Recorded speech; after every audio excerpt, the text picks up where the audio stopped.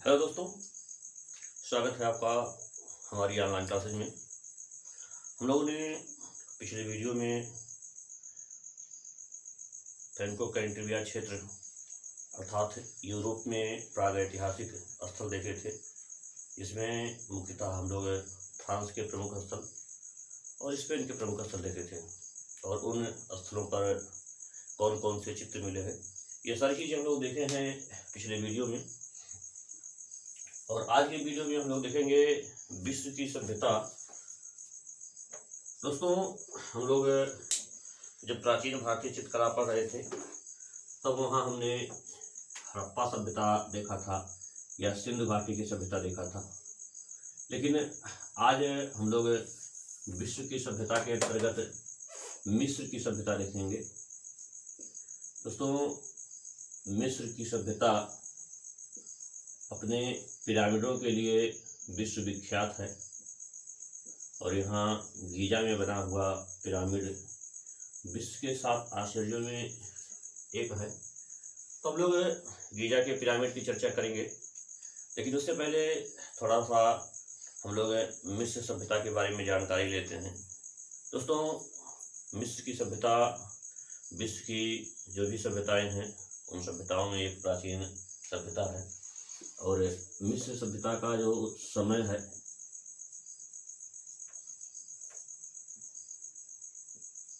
और ये समय है 3500 ईसा पूर्व। हम लोग देखे थे हमारी हड़प्पा सभ्यता 2350 ईसा पूर्व थी और ये 3500 ईसा पूर्व के लगभग है। लगभग इसलिए कहा जा रहा है दोस्तों, क्योंकि जब इतने लंबे समय की गणना होती है तो 10, 20, 200, 400 साल कुछ नहीं होता है। जहाँ यूरेनियम कार्बन डेटिंग से चीज़ों की गणना होती है तो ये लगभग एक अनुमान लगाया गया है कि लगभग 3500 वर्ष प्राचीन मिस्र की सभ्यता है, जो अफ्रीका महाद्वीप में नील नदी के किनारे पली बढ़ी विकसित हुई। हालांकि मिस्र में नील नदी कई देशों से होकर बहती है, लेकिन उन देशों में एक आपका मिस्र भी है। तो यह हर सभ्यता किसी न किसी नदी के किनारे विकसित हुई। असल में सभ्यताओं के या शहरों के नदी के किनारे या जितने शहर हैं सब किसी न किसी नदी के किनारे विकसित हुए और इससे इन्हें कई फायदे थे। एक तो प्राचीन काल में यातायात के साधन के रूप में जलमार्ग से लोग यात्रा करते थे, तो जलमार्ग के लिए सबसे सही था और आज भी कहा जाता है कि जलमार्ग जो है सबसे सरल सस्ता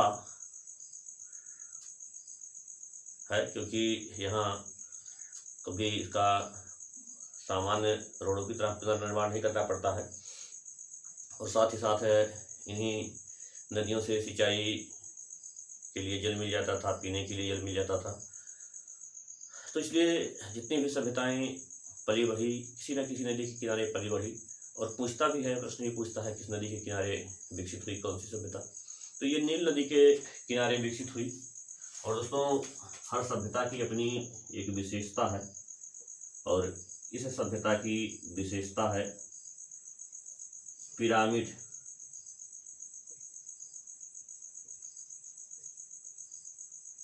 मिस्र को पिरामिडों का देश भी कहा जाता है।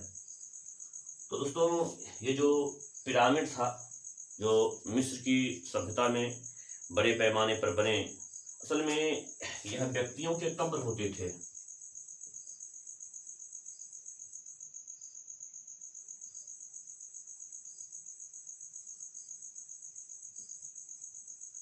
व्यक्तियों के कब्र पिरामिड कहे जाते थे, लेकिन ये किस व्यक्ति के कब्र होते थे? जन सामान्य के नहीं, निरहो गुरहो किसी का भी जो है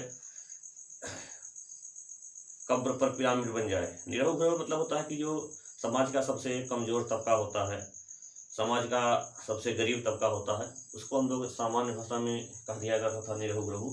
तो यहाँ वही किसी जन सामान्य की कब्र नहीं बनी होती थी। ये कुछ विशिष्ट व्यक्ति होते थे जिनके कब्र पर पिरामिड बने होते थे और इन विशिष्ट व्यक्तियों में जैसे राजा, पुरोहित या देवता और इन्हीं के कब्रों पर जो है पिरामिड बने होते थे। दोस्तों, ये जो पिरामिड का निर्माण होता था, पिरामिड के निर्माण के लिए मिस्रवासियों का ऐसा मानना था कि जब तक शरीर सड़ेगी नहीं, सुरक्षित रहेगी, तब तक उसकी आत्मा, उसकी छाया इस पिरामिड के शीर्ष पर रहेगी। तो इसलिए ये लोग शरीर जल्दी सड़े ना, इसके लिए एक विशेष प्रकार का लेप शरीर पर लगाते थे जिससे शरीर जल्दी सड़े ना, और साथ ही साथ उनके उपयोग के तमाम वस्तुएं उस कब्र में रख देते थे, और साथ ही साथ इसमें बहुत से हीरे जवाहरात, आभूषण वगैरह भी साथ में रख दिया जाता था। और ऐसा सब कब्रों में नहीं हुआ है, लेकिन अधिकतर कब्रों में हुआ है। और अभी चर्चा में आया भी था 2-4 साल पहले जो है कि कुछ अंतर्राष्ट्रीय चोर जो थे वो ड्रिल के माध्यम से जो है उसे खोद करके वहाँ तक पहुँच जाते थे, और वहाँ एकाध पिरामिड खोदे, कहीं कुछ मिला नहीं संयोग से, और बाद में वहाँ सुरक्षा व्यवस्था तो कर दी गई है, ऐसा कुछ नहीं हो सकता है। तो ये पिरामिड जो विशिष्ट व्यक्तियों के कब्र हुआ करते थे। और दोस्तों, इस पिरामिड के जो निर्माणकर्ता थे, दोस्तों निर्माणकर्ता वहाँ के शासक हुआ करते थे। शासकों के द्वारा इस पिरामिडों का निर्माण होता था, और इन शासकों को फराओ बोलते थे। ये फराओ मिस्र के शासक होते थे, और इन्हीं के द्वारा पिरामिडों का बड़े पैमाने पर निर्माण हुआ।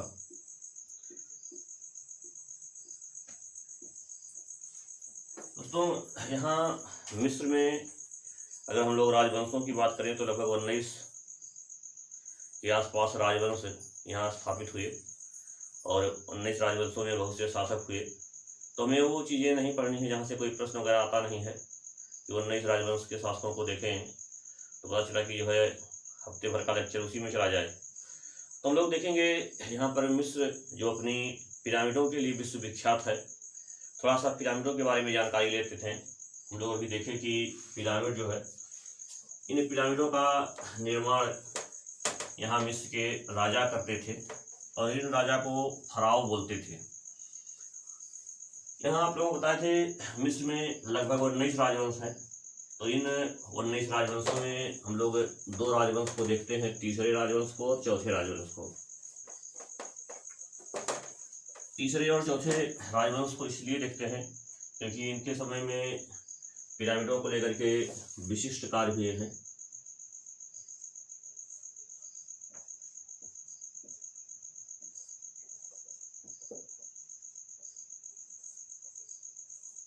यहाँ तीसरे वंश में एक शासक थे जिनका नाम था जोसेर, और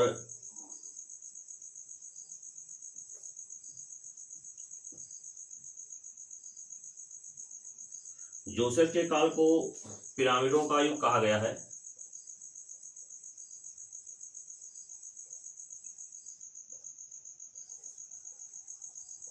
असल में पिरामिडों का युग इसलिए कहा गया है क्योंकि यहाँ पर बड़े पैमाने पर पिरामिडों का निर्माण हुआ। बड़े पैमाने पर मतलब पिरामिड बड़े बड़े नहीं, संख्या में बहुत ज़्यादा पिरामिड बने।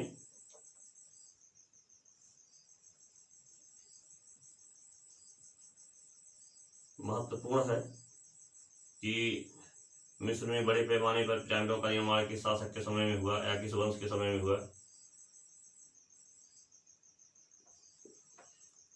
और दोस्तों, विश्व के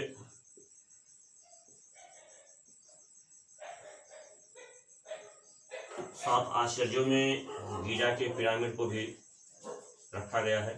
ये बड़े आकार का पिरामिड है जो गीजा में बना हुआ है, विश्व प्रसिद्ध है। तो यहाँ मिस्र का जो चौथा राजवंश था,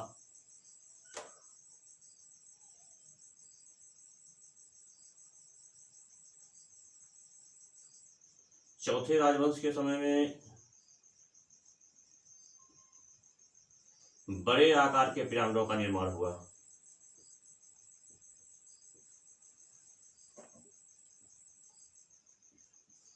यहाँ तीसरे वंश के समय में जो निर्माण हुए हैं बड़े पैमाने पर, वो आकार में छोटे छोटे पिरामिड हुआ करते थे।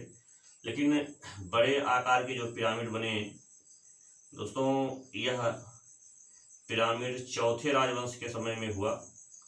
और चौथे राजवंश के शासक खुफ्रू थे। खुफ्रू के समय में बड़े आकार के पिरामिडों का निर्माण होता है। तो हम लोग देखते हैं बड़े आकार के जो पिरामिड है, इसके निर्माणकर्ता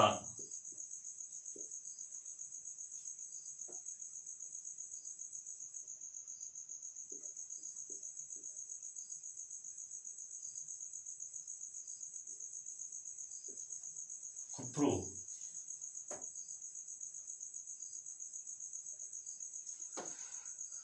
यहाँ हम लोग दोस्तों फराओ को देख लिए, यहाँ के राजा होते थे। तीसरे राजवंश के सम्राट जोसेर को देख लिए, जिसके समय में बड़े पैमाने पर पिरामिडों का निर्माण हुआ। और चौथे राजवंश के सम्राट खुफ्रू को देखे, जिसके समय में बड़े बड़े पिरामिड बने। और यहाँ मिस्र में जो पिरामिड बने हैं, उन पिरामिडों के ऊपर जो है एक मूर्ति बनी है, और वो मूर्ति भी दोस्तों महत्वपूर्ण है। यहाँ मूर्ति को स्फिंक्स कहा गया है मिस्र में। तो थोड़ा सा इस स्फिंक्स के बारे में देख लेते हैं। इसको मिटा दें, और कहीं चीज़ें समझ में नहीं आ रही हैं तो आप हमारे पर्सनल व्हाट्सएप नंबर पर जो है मैसेज करके पूछ सकती हैं, या मैं कॉल करके भी जो है उनको उस संबंध में जानकारी दूंगा। और व्हाट्सएप करके पहले प्रश्न पूछ लेंगे, वहाँ समस्या का समाधान मिल जाएगा, तो थोड़ा सा समय का बचत हो जाएगा। हम लोग देखते हैं दोस्तों स्फिंक्स जो है, कई बार स्फिंक्स को लेकर के पूछा है किस सभ्यता में स्फिंक्स का निर्माण हुआ। दोस्तों स्फिंक्स जैसे हमारे यहाँ नरसिंह थे, धर्म ग्रंथों में बताया गया है कि नरसिंह का पूरा शरीर जो है मानव का था, लेकिन मुंह जो है वो शेर का था। उसकी अपनी कहानी है, हमें उससे नहीं मतलब है। तो यहाँ नरसिंह, इसको कुछ लोगों ने नरसिंह भी कहा दिया है, कुछ किताबों में लिखा है कि नरसिंह की मूर्ति कहाँ से मिली है, कुछ गाइड जैसे लोगों ने। असल में ये स्फिंक्स थोड़ा सा नरसिंह से भिन्न था। वहाँ हम लोग देखे थे भारतीय धर्म ग्रंथों में नरसिंह के शरीर जो है मानव के बताए गए हैं, और मुंह की जगह पर शेर की आकृति बना दी गई है। लेकिन यहाँ स्फिंक्स में उसका उल्टा होता था। यहाँ जो मुख है वो राजा का बना होता था, और जो शरीर है वो शेर का बना होता था। लेकिन नरसिंह कहा दिए हैं, नरसिंह जैसा है नहीं कुछ, और ये इसी को स्फिंक्स बोलते थे। और दोस्तों ये स्फिंक्स बड़े बड़े पत्थरों को जो है काट करके बनाया जाता था। और यहाँ जो मिस्र के सम्राट खुफ्रू रहे हैं, इन्होंने भी जो है इस स्फिंक्स को बनवाना प्रारंभ किया। तो दोस्तों मिस्र की सभ्यता को लेकर के स्फिंक्स महत्वपूर्ण है। तीसरे राजवंश के सम्राट जोसेर, चौथे राजवंश के सम्राट खुफ्रू, बड़े पैमाने पर पिरामिडों का निर्माण कब हुआ, पिरामिडों के बड़े आकार के पिरामिड कब बने, छोटे आकार के पिरामिड कब बने, सबसे ज़्यादा पिरामिड कब बने, ये सब बहुत महत्वपूर्ण है। किस नदी के किनारे सभ्यता विकसित हुई, किस देश में विकसित होती है, समय क्या है, ये सारी चीज़ें महत्वपूर्ण है। मिस्र की सभ्यता को लेकर के सबसे प्रश्न बने हुए हैं। और इसके अलावा हम लोग यहाँ देखेंगे मिस्र के जो पिरामिड बने थे उस पर दोस्तों खूब रिलीफ चित्र भी बने हैं, यानी भास्कर आर्ट का खूब प्रयोग किया गया है। और मिस्र की सभ्यता में एक और बहुत महत्वपूर्ण चीज़ है दोस्तों, और वो है एक पुस्तक, और पुस्तक का नाम है मृतकों की पुस्तक।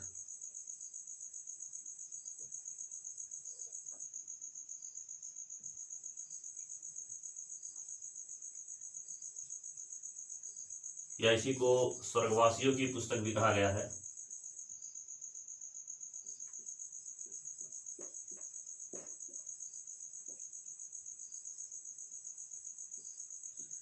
देखिएगा दोस्तों, 3-4 दिन या लगभग हफ्ते भर की बीमारी के बाद में शुरू किया हूँ आज क्लास लेना, तो थोड़ी सी समस्या हो सकती है। अगर कहीं ऊर्जा कम दिखे तो कमेंट करिएगा। और ऊर्जा कम रहने का पीछे कारण ये रहा कि अभी रात में 4 बजे मैं आपका लेक्चर ले रहा हूँ और तबीयत भी ख़राब थी हफ्ते भर से, तो थोड़ी सी एनर्जी की कमी होगी, लेकिन मैटर कम नहीं रहेगा। तो आइए देखते हैं मृतकों की पुस्तक। इस पुस्तक को बुक ऑफ डेड भी कहा गया है।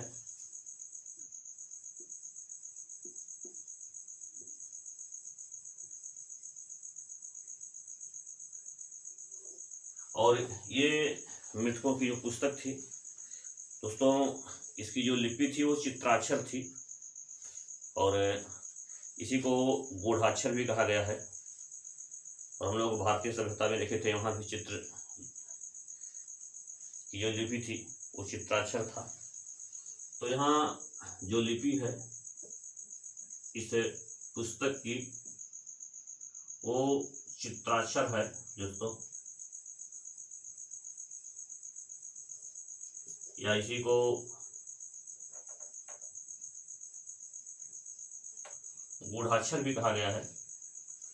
और ये आयता आकार में जो है कुंडलीकार है। ये जो ग्रंथ है, ये जो पुस्तक है, ये आकार में कुंडलीकार है। और प्राचीन पुस्तकों में इसकी गणना होती है, विश्व के प्राचीन पुस्तकों में। तो हम लोग इस पुस्तक को देख लिए और पिरामिडों से जुड़ी हुई बातों को देख लिए।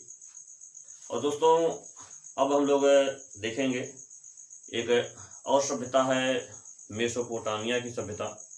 मेसोपोटामिया की सभ्यता भी महत्वपूर्ण है, और जहाँ जहाँ से प्रश्न आते हैं उन सब को हम लोग मेसोपोटामिया की सभ्यता में देखते हैं।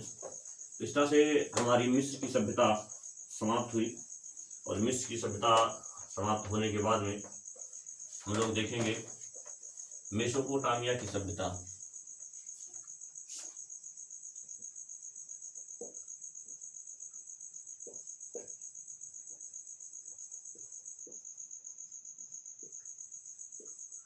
दोस्तों ये जो मेसोपोटामिया है, असल में मेसोपोटामिया नाम से कोई सभ्यता विकसित ही नहीं हुई। यहाँ इराक में दजला और फरात नदियों के मध्य का जो भूभाग है, जो एक उर्वर भूभाग हुआ करता था, इसको मेसोपोटामिया बोलते थे। कोई सभ्यता करके नहीं विकसित हुई थी मेसोपोटामिया नाम से। जैसे हमारे यहाँ जो 5 नदियों से घिरा हुआ पंजाब था, तो वैसे यहाँ इराक में दजला और फरात नदियों के मध्य के जो उर्वर भूभाग हुआ करते थे, इसको मेसोपोटामिया बोलते हैं। और यहाँ दजला और फरात नदी बहती थी, हालांकि नदी अब भी बह रही है। दजला जिसको टिग्रिस बोलते थे और फरात जिसको यूफ्रेटस बोलते थे। तो इस टिग्रिस और यूफ्रेटस नदियों के बीच के भूभाग को मेसोपोटामिया कहते थे और यह मेसोपोटामिया इराक में स्थित है। कई बार पूछा भी गया है कि मेसोपोटामिया क्षेत्र कहाँ विकसित हुआ। और इस उर्वर भूभाग में कई सभ्यताएं पली बढ़ी विकसित हुई, चाहे बेबीलोनिया की सभ्यता हो, सुमेरिया की सभ्यता हो, असीरिया की सभ्यता हो। ये सारी सभ्यताएं यहीं मेसोपोटामिया में ही विकसित हुई। तो चाहे जिस सभ्यता की बात करेंगे, चाहे हम लोग बेबीलोनिया की बात करें, चाहे असीरिया की बात करें, चाहे सुमेरिया की बात करें, सारी सभ्यताएं दजला फरात नदी के किनारे विकसित हुई, उसके मध्य विकसित हुई और उसकी स्थिति इराक है। तो मेसोपोटामिया जो है इसकी स्थिति पूछा भी गया है दोस्तों, किस अरब देश में है। तो इसकी स्थिति इराक है और यहाँ कौन सी नदी थी जिसके बीच के भूभाग को मेसोपोटामिया बोलते थे। तो ये नदी थी दजला और फरात। दजला को टिग्रिस बोलते थे और फरात को यूफ्रेटस बोलते थे। तो इन दो नदियों के बीच के भूभाग को मेसोपोटामिया कहा गया। और यहाँ पर दोस्तों कई सभ्यताएं विकसित हुई मेसोपोटामिया में।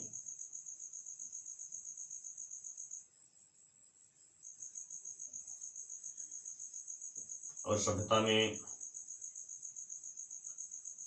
सुमेरिया की सभ्यता,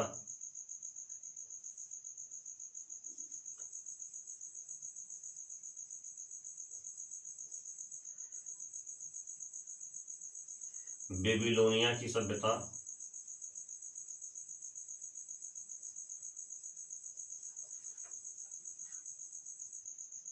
थोड़ा सा जल्दी लिखने में राइटिंग सही नहीं बन पा रहा है। हालांकि मैं बहुत अच्छा कैलीग्राफर नहीं हूँ, सुलिखकार नहीं हूँ, लेकिन काम भर का हो जाता है जब आराम से लिखते हैं। तो ये सभ्यताएं दोस्तों यहाँ मेसोपोटामिया में विकसित होती हैं और हर सभ्यताओं में कला से संबंधित क्या कार्य हुए हैं, कला से संबंधित क्या विकास हुआ है, हम लोग उस पर चर्चा करेंगे। तो आइए सबसे पहले हम लोग चलते हैं सुमेरिया सभ्यता में। और ये बताने की जरूरत है नहीं कि सुमेरिया सभ्यता इराक में विकसित हुई और दजला फरात नदियों के मध्य विकसित हुई, क्योंकि ये पहले बता चुके हैं। तो हम लोग यहाँ सुमेरिया सभ्यता में देखेंगे किस कलात्मक गतिविधियों में क्या विकास हुआ है। तो यहाँ सुमेरिया में स्थापत्य कला से संबंधित कुछ निर्माण कार्य हुए हैं और उन स्थापत्यों में सबसे महत्वपूर्ण है जिगुरत। जिगुरत को लेकर कई बार प्रश्न पूछा गया है, किस सभ्यता की है, क्या है। असल में यह जो सुमेरिया सभ्यता में एक प्रमुख विशेषताएं हैं जिगुरत। दोस्तों पहले थोड़ा सा इसको हम लोग समझ लेते हैं। जो जिगुरत है इसका सुमेरिया भाषा में दोस्तों अर्थ है पर्वत निवास। और ये पत्थरों को जोड़ करके एक पर्वतनुमा संरचना बनाते थे और ये संरचना ही जिगुरत कहलाती थी। और इनका मानना था कि यही जो है इस जिगुरत के शीर्ष पर जो है हमारे देवता रहा करते हैं, उनका निवास स्थान है। और कहीं कहीं पर दोस्तों जिगुरत पत्थर के बनाए गए हैं और जहाँ कहीं पत्थरों का अभाव है वहाँ ईंटों से भी जिगुरत का निर्माण कर दिया गया है। तो दोस्तों इसका जो अर्थ होता है, लेकिन वो अर्थ सुमेरिया भाषा में है।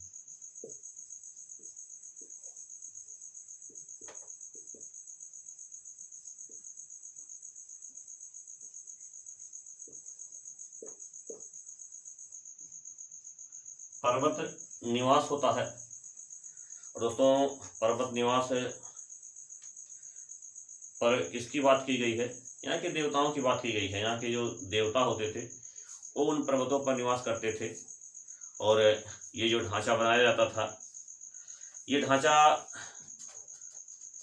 पत्थर के भी बनाए जाते थे, ईंट के भी बनाए जाते थे, और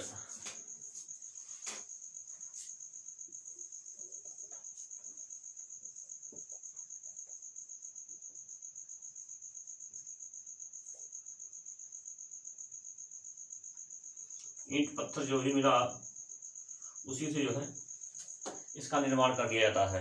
तो जिगरत ध्यान में रहे, ये सुमेरिया सभ्यता की विशेषता है। सुमेरिया सभ्यता की एक स्थापत्य से संबंधित संरचना है, ये ध्यान में रहे। यहाँ से खूब प्रश्न पूछे गए हैं, और जिगरत का क्या अर्थ है ये भी पूछा गया है। जिगरत की सभ्यता की विशेषता है, ये भी पूछा गया है। तो हम लोग दोस्तों सुमेरिया सभ्यता में जिगरत देखे, और जिगरत के बाद में हम लोग यहाँ की भी लिपि देखेंगे। हम लोग मिस्र की लिपि देखे थे, चित्राक्षर या गूढ़ाक्षर, और यहाँ सुमेरिया सभ्यता की जो लिपि थी दोस्तों, असल में सुमेरिया सभ्यता में बताया जाता है कि लिपि का विकास कैसे हुआ। लिपि के विकास के संबंध में बताया जाता है कि सुमेरिया में जो मंदिर के पुरोहित होते थे और या राजा होते थे, ये जब आय व्यय की गणना करने के लिए कुछ सांकेतिक चिन्हों का प्रयोग किया करते हैं। और सांकेतिक चिन्हों में जैसे जब पर्वतीय क्षेत्र से कोई महिला आती है या उसके लिए जो है एक अलग तरह का जो है संकेत बना दिया जाता था। अगर पर्वतीय क्षेत्र से पुरुष आते थे तो उसके लिए अलग संकेत बना दिया जाता था। और दोस्तों इसी से चित्राक्षर लिपि का विकास होता है, लेकिन यहाँ की लिपि को चित्राक्षर नहीं, यहाँ की लिपि को कीलाक्षर कहा दिया गया है। असल में इसकी संरचना कीलनुमा होती थी, इसीलिए इसको कीलाक्षर भी कहा दिया गया है, या इसी को क्यूनिफॉर्म भी कहा दिया गया है। क्यूनिफॉर्म लिपि किस सभ्यता में विकसित हुई? दोस्तों यहाँ की जो लिपि है वो कीलाक्षर है, आय व्यय की गणना के लिए लिखते थे।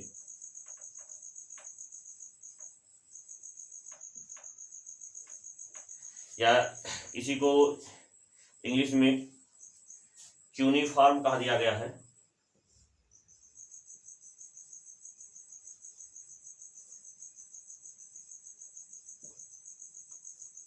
यूनिफॉर्म लिपि में सुमेरिया की सभ्यता में चीज़ें लिखी गई हैं। दोस्तों यहाँ सुमेरिया में लिपि और जिगरत ये दोनों बहुत महत्वपूर्ण हैं। और उसके बाद में हम लोग चलते हैं बेबीलोनिया और देखते हैं कि बेबीलोनिया की सभ्यता जो इराक में दजला और फरात नदियों के बीच में विकसित होती है। यहाँ पर कला की दृष्टि से कौन कौन महत्वपूर्ण निर्माण कार्य होते हैं, तो हम लोग चलते हैं बेबीलोनिया।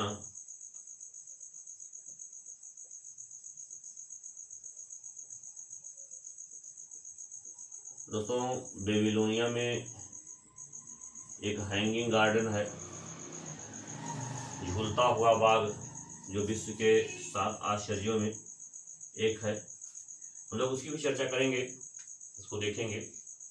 और बेबीलोन की सभ्यता बताने की जरूरत नहीं है कि हाँ ये इराक में विकसित हुई, दजला फरात नदियों के मध्य विकसित हुई। दोस्तों यहाँ कला से संबंधित जो विकास हुआ, कला से संबंधित जो संरचनाएं बनी वो देखते हैं। और सबसे पहले यहाँ बेबीलोनिया की सभ्यता में देखते हैं एक रिलीफ चित्र बना हुआ है, जो पूरे मेसोपोटामिया का पहला रिलीफ चित्र है। रिलीफ चित्र हम लोग जब कला के सामान्य परिचय देख रहे थे तब वहाँ देखे थे। रिलीफ चित्र मतलब होता है, कभी कभी देखिए कहीं आकृतियों को उभार दिया जाता है पीछे क्षैतिज बना रहता है और इसे हम लोग सिर्फ सामने से देख सकते हैं। और ऐसे कला को रिलीफ आर्ट कहा गया है और इसको हिंदी में अर्धचित्र या भास्कर कला कहा गया है और ये त्रिआयामी होती हैं। इन चीज़ों की चर्चा किए थे।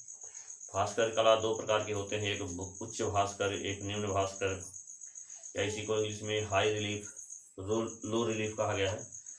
तो हम लोग रिलीफ पीछे देखे थे, उसके बारे में विस्तार से देखे थे।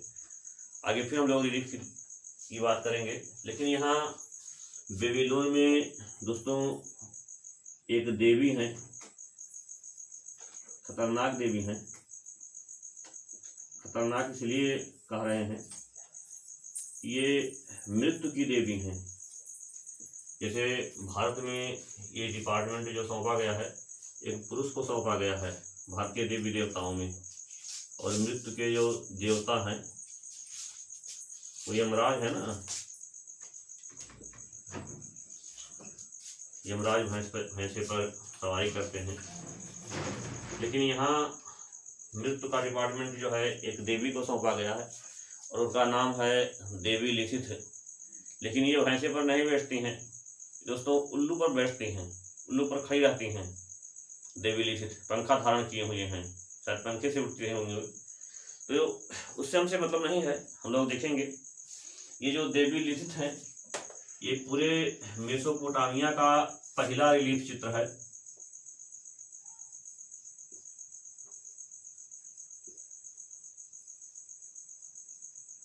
और इसमें दिखाया गया है कि ये पंख धारण किए हैं और दो उल्लुओं पर खड़ी हैं।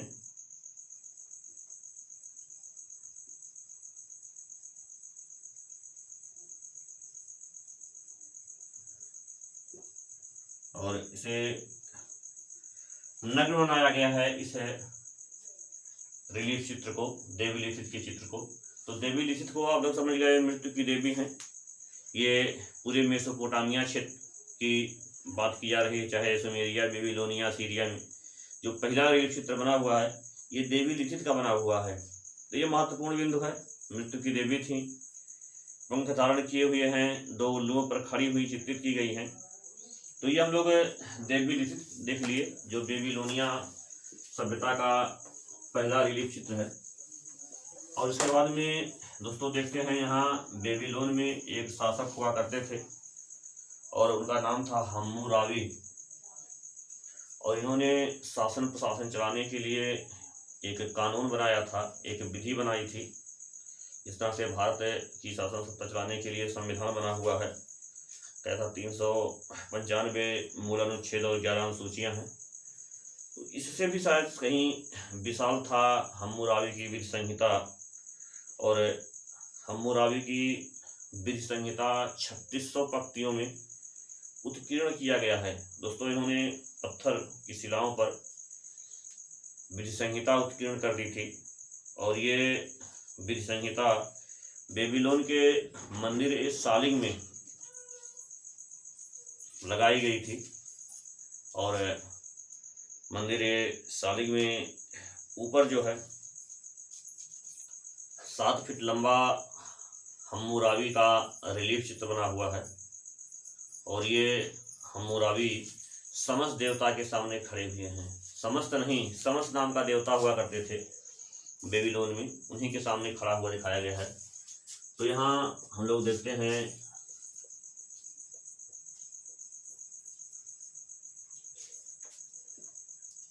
हम्मुराबी की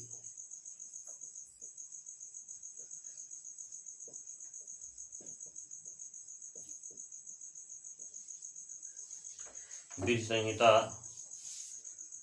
और ये हम्मुराबी की विधि संहिता दोस्तों 3600 पंक्तियों में लिखी गई है। और ये मंदिर सालिग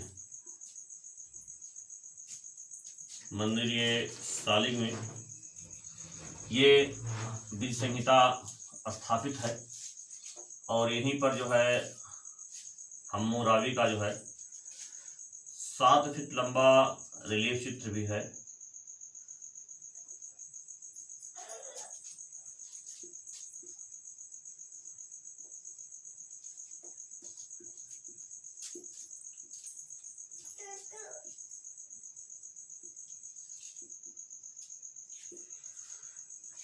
ऊंचा रिलीफ चित्र है।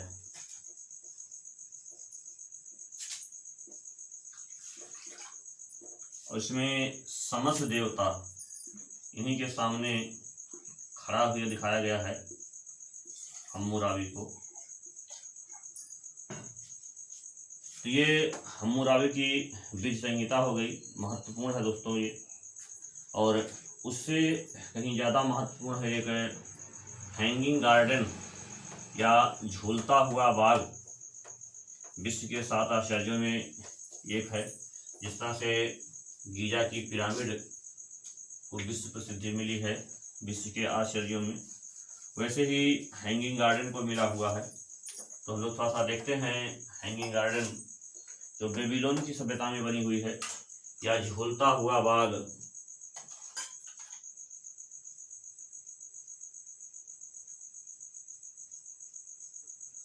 तो ये झूलता बाग या हैंगिंग गार्डन ये यहाँ मिस्र के बेबीलोन के एक शासक थे। आज भी दोस्तों इसके अवशेष हैं, खंडहर रूप में जो है हैंगिंग गार्डन के अवशेष हैं, खुदाई से मिले हुए हैं। और हमारी किताब पर देखेंगे तो इन सबके चित्र भी बने हुए मिलेंगे। तो थोड़ा सा हम लोग इसको देखते हैं, हैंगिंग गार्डन को देखते हैं। हैंगिंग गार्डन दोस्तों यहाँ एक शासक थे बेबीलोन के, नूबुशनेस्सर द्वितीय। इनकी जो पत्नी आई वो ठंडे प्रदेश से आई थी, उनका नाम मीडियन था। और ये बेबीलोन की गर्मी से परेशान रहा करती थी। और इसके लिए, इनकी गर्मी को कम करने के लिए नूबुशनेस्सर द्वितीय ने जो है नदी के सहारे एक यंत्र लगाया और वो नदी का पानी यंत्रों से चलाते थे, मशीनरी फिट किया था जो है। और वो नदी का पानी जो है उस बाग में जो है फव्वारे के रूप में गिरता था, तो उससे शरीर को ठंडक मिलती थी रानी मीडियम को। तो ये हैंगिंग गार्डन कहलाया जो है। तो इसके जो निर्माणकर्ता हैं, नेट वगैरह में पूछा गया इसके निर्माणकर्ता को लेकर के ये कौन है।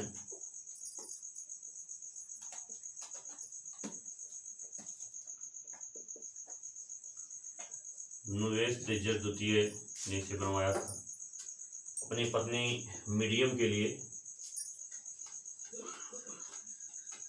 मीडियम के लिए इसे बनवाया था, जो बेबीलोन की गर्मी से परेशान रहा करती थी।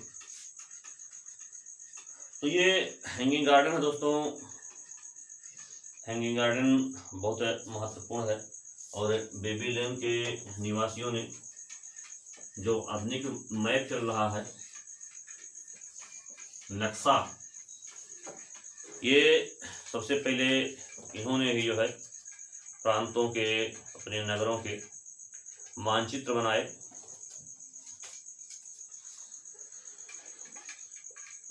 मानचित्र यहीं से अवशेष मिलते हैं।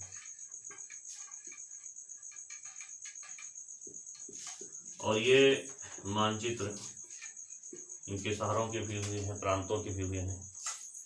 और एक और काम बेबीलोनिया के लोगों ने किया है दोस्तों, वो है समय की गणना। जो आज हम लोग समय की गणना करते हैं, वो समय की गणना की शुरुआत बेबीलोन से हुई है। इन्होंने समय चक्र को 12 घंटे में बदल दिया और 12 घंटे को 60 मिनट में और 60 मिनट को 60 सेकंड में। ये समय की गणना बेबीलोन के निवासियों के द्वारा किया गया। ये भी अपने आप में विशिष्ट है। तो दोस्तों यहाँ हम लोग विश्व के सभ्यताओं में 2-3 सभ्यता को देखे जहाँ से अक्सर प्रश्न पूछे जाते हैं। और दोस्तों सभ्यता बहुत विस्तृत है। हम लोगों को यूरोपीय चित्रकला पूरा समाप्त करना है और अभी हम लोग ग्रीक कला या यूनानी कला देखना है।